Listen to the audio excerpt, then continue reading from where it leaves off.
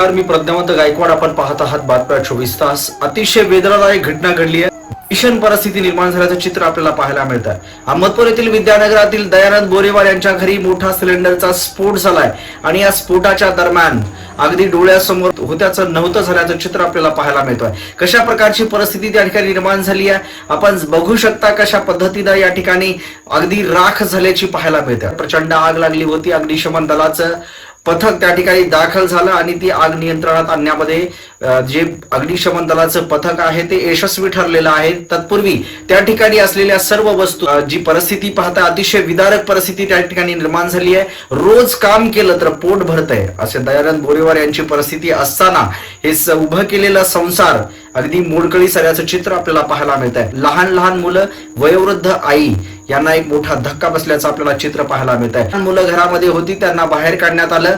अगदी या सिलेंडरने घराचं होत्याचं नव्हतं केलेलं आपल्याला पाहायला मिळत आहे. अगदी दरवाजा सुद्धा उद्ध्वस्त झालेला आपल्याला पाहायला मिळतोय. दयानंद बोरेवार यांच्या घरी मन हिलावून टाकणारी घटना घडलेली आपल्याला पाहायला मिळते. अतिशय हलाखीची आणि नाजूक परिस्थिती दयानंद बोरेवार यांची असताना सुद्धा त्या ठिकाणी त्यांनी परिस्थितीशी कसं तोंड द्यावं, भीतीदायक परिस्थिती निर्माण झाली आहे.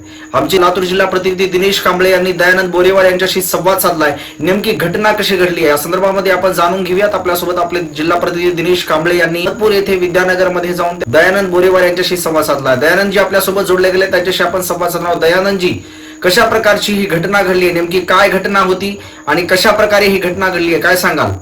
नमस्कार, मी दयानंद विठ्ठल बोरेवार. माझं घर महात्मा फुले शाळेच्या पाठीमागं आहे, विद्यानगर.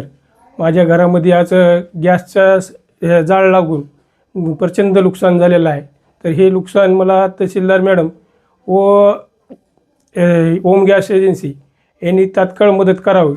माझं नुकसान बरेच झालेलं आहे. 2 लाख रुपयाच्या जवळपास नुकसान झालेलं आहे माझ्या घरी. तुम्ही बघा काय काय माझं नुकसान झालेलं आहे ते पाहू शकता. बघा, फ्रीज इकडं, मिक्सर, लाईट बोर्ड, छताला तडे गेलेले आहेत. बघा, खिडकी डॅमेज आहे, खिडकी ही झालेली, ब्लाट झालेली आहे.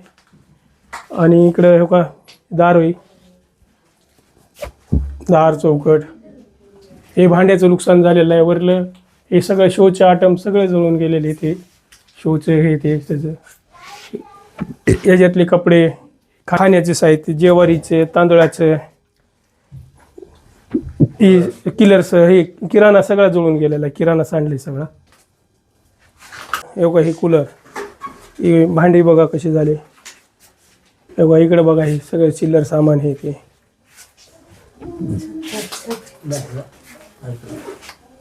हे बघा, हे वरली लाईट फिटिंग सगळे, बोर्ड वगैरे, हे कलर, हे छताला तडे गेलेले बघितले का? बघा, इकडं बरंचसं नुकसान झालेलं आहे. हे छताचं बघा, हे छत गॅसच्या ह्याच्याने. हे बघा, वरी बघा, वरी दाखवा, वरी ते इकडे दाखवा. कपडे बघा, इकडले कपडे बघा.